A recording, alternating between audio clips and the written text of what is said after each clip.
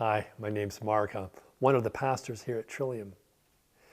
We're looking at the book of Acts, the first few chapters as we watch the church grow in power and manifestation of love.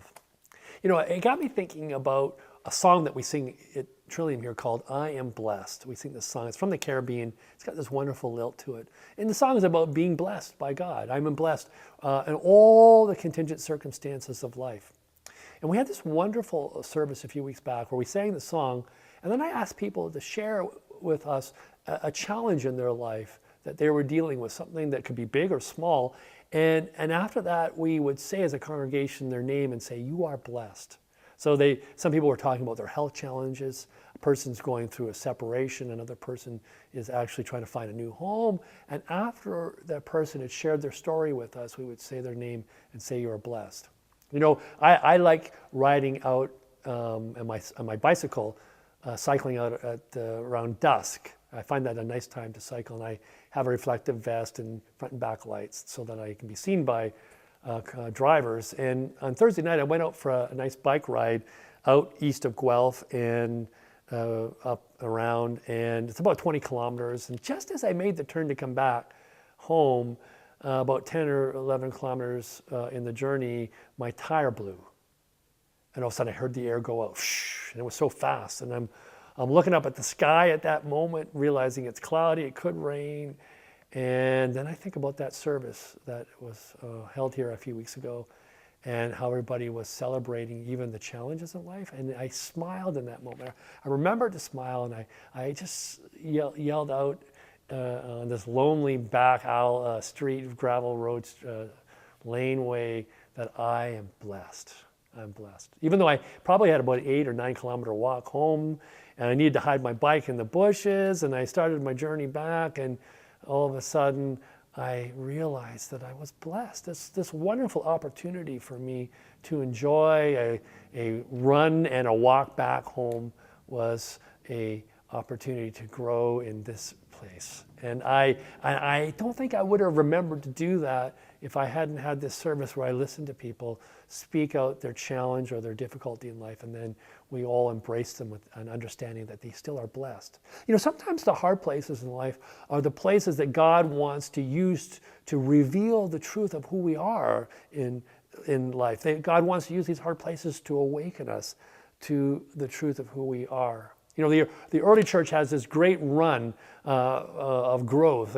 From the moment of Pentecost, the disciples begin to proclaim and teach and heal in the way that Jesus did. I mean, those first chapters of Acts are about showing how Jesus and the disciples become one. And the disciples become like Jesus. And because they become like Jesus, the church community grows and leaps and bounds, and love expands, and there's this great joy and celebration. But there are troubles for this first church community. Sometimes we forget that success brings its own challenges in life. And the church has grown from a few hundred to several thousand people, and they've come to this crisis moment where there's division in the church, and the 12 apostles realize they can no longer lead the church by themselves. So they commissioned 7 other leaders in the church community to look after the practical needs of people's lives. We call them nowadays deacons. And they are the people that were commissioned by the first church to look after people's day-to-day needs.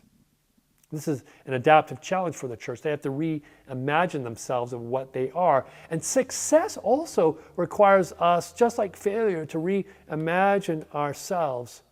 When a marriage ends, we have to adapt ourselves to becoming single again. We have to reinvent ourselves to being single. But you know, when we got married in the first place, we had to go from being single to being married and to being a spouse of someone.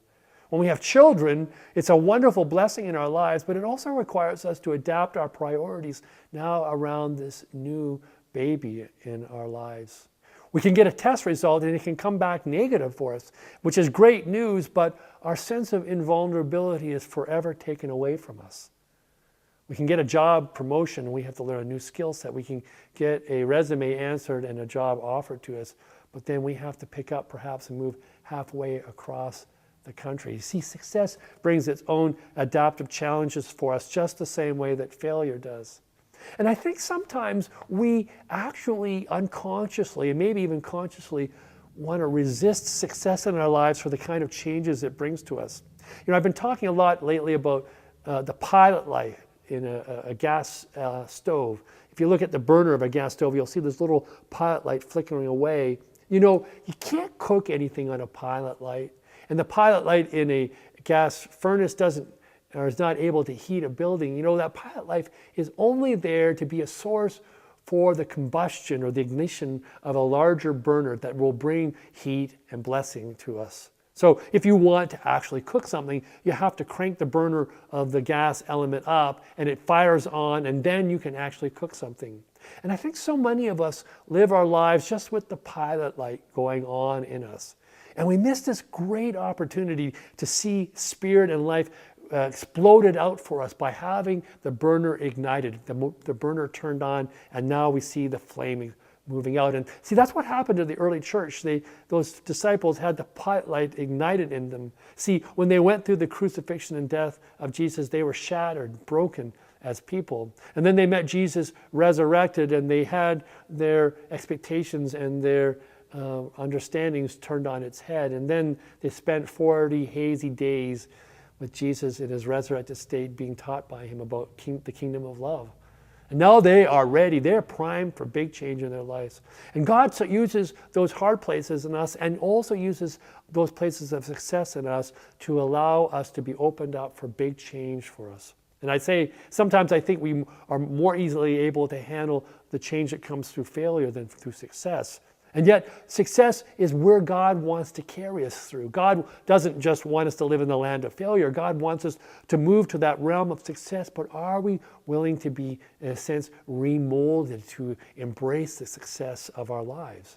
I think sometimes we're actually more safe in our failures, and we avoid the light and the opportunities for growth that come through success because of the kind of changes that we are required to make in order to embrace that success. See, I think that's why we so often don't want the burner turned up. We're willing to live at the pilot light because when the burner's turned up, we have to make a big change in our understanding of ourselves. We have to change our priorities, the way that we see life, our attitudes, the decisions we make. Big change comes on us, and therefore I think sometimes we don't really want it for ourselves. And so we turn away. We avoid those opportunities for growth and success that are ours to have. And of course, when we do that, success ultimately will be transformed into failure because we haven't been able to embrace its potential for us. I'd invite you this day to think about how you may turn that pilot light in your life up. Let the flame come bursting out. How you could have that burner ignited in you so that you could be fully alive to life, so that you could be excited and passionate and filled with that sense of joy and love for the world around you, that you could reach out and touch and make the world a different place through your hands, through your intentions. That's truly God's great call to us as a human being, as children of God, as a community of faith. I pray that when those circumstances happen in your life, when the tire gets deflated and the air goes out, that you will remember to say, I am blessed. Because in those words is the offering to take hold of your true identity. Go in peace. Serve God's great purposes in life.